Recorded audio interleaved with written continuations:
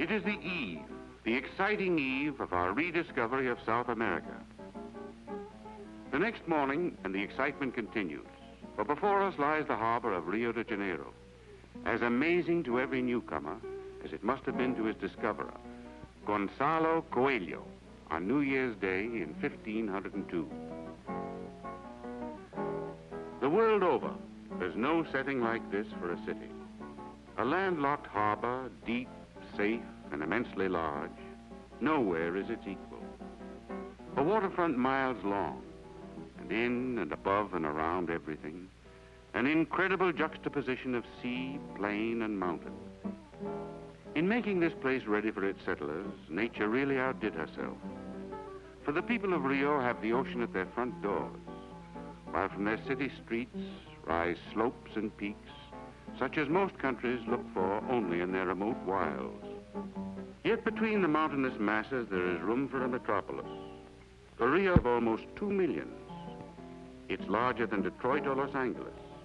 It has 1 million more people than Boston. It is exceeded in size only by New York, Chicago, and Philadelphia in North America, and in South America only by Buenos Aires.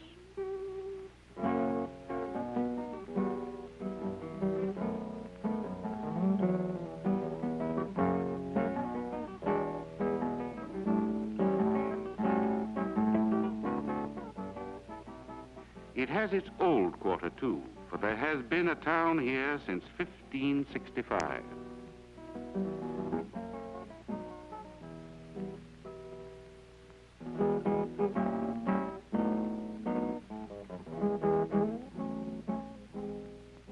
This is right in the city also, Copacabana Beach. No long drives or train rides for a bathe in the Atlantic.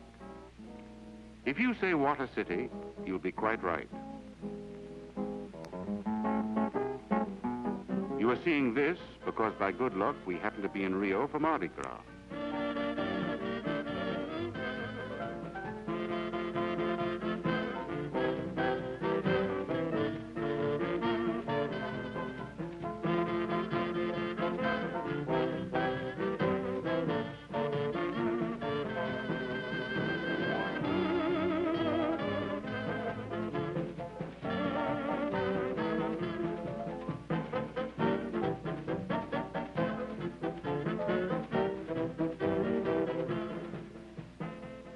The chief glory of Rio de Janeiro remains the fantasy of nature which is its setting. At the entrance of the bay is the city's best-known landmark, the great granite shaft known as Pau de Açúcar, Sugarloaf Mountain, 1,200 feet high. We are standing a full 1,000 feet higher, beside the lofty statue of Christ, which surmounts Corcovado.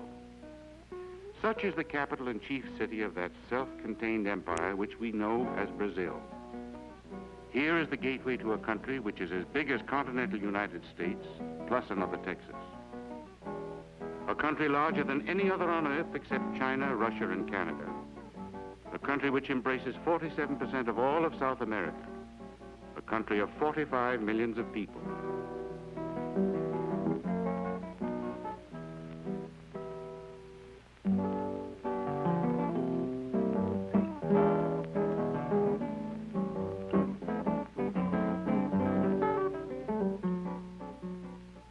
Santos, which is an overnight trip of 225 miles south from Rio by water, is the world's greatest coffee port.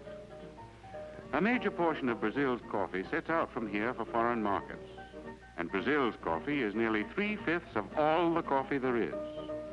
Someone has laboriously computed that the coffee leaving these wharves in a single year would give every man, woman, and child in the United States 1 cup a day for 14.5 months. And very good coffee, too.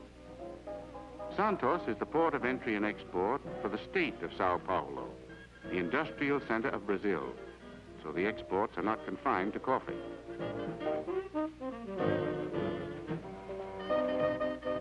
Most of the coffee goes to New York for marketing and distribution. Before the Second World War, Hamburg ranked second as a coffee market. Coffee accounts for nearly half of all Brazil's exports. She keeps plenty of it, however, for home consumption. Some of the folks in this state of Sao Paulo drink as many as 15 to 20 cups a day.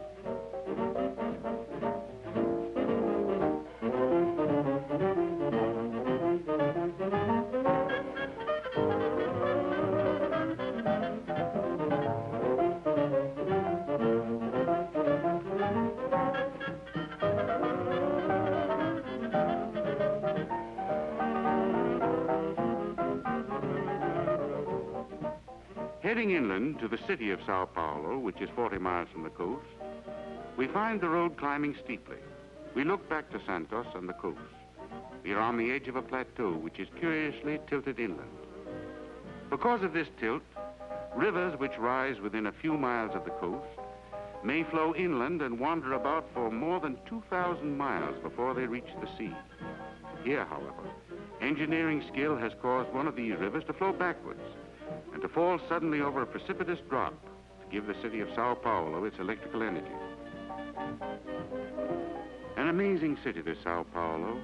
Though the capital, Rio de Janeiro, is less than 300 miles away, Sao Paulo is really the commercial and industrial center, not only of Brazil, but of all South America. It has 1 million people and boasts not only that big coffee trade, but industries which produce textiles, glass, metal products, flour, furniture, shoes, and lots of other things, including matches. And Sao Paulo is an amazing exhibition of modern buildings. Every day sees new structures completed in this brisk place.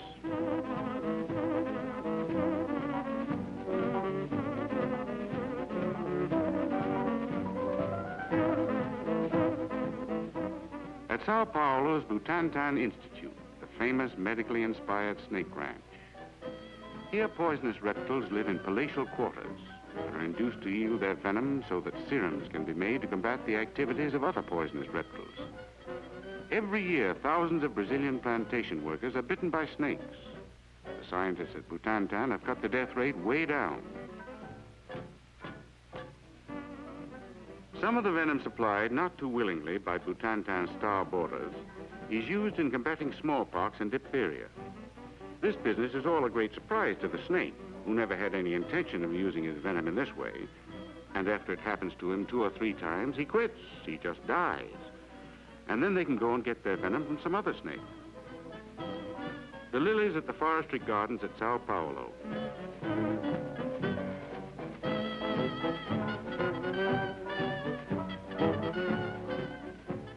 See whether or not you can observe a straight line cutting across the landscape.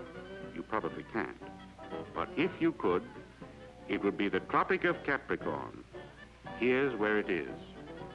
One of the amazing things about Brazil, indeed one of the amazing things about this planet, is the Amazon River. What we call the Amazon is a vast system of watercourses reaching nearly 4,000 miles into the interior. 1.5 miles wide at some places. For 2,300 miles, the river is navigable to ocean-going vessels.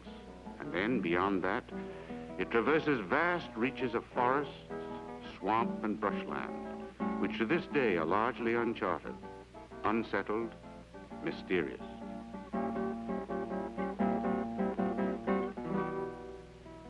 Cattle ranching has gained some foothold on the island of Marajo, set in the mouth of the Amazon.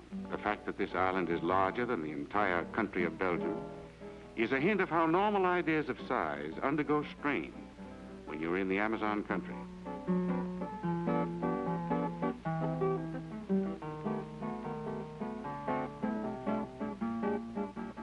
Belém, 75 miles from the coast, is the gateway to the great interior of the Amazon plain. The people here have the satisfaction of knowing that they are citizens of no mean city. There are nearly 300,000 of them, and their town is the chief distributing point for the whole vast Amazon Valley.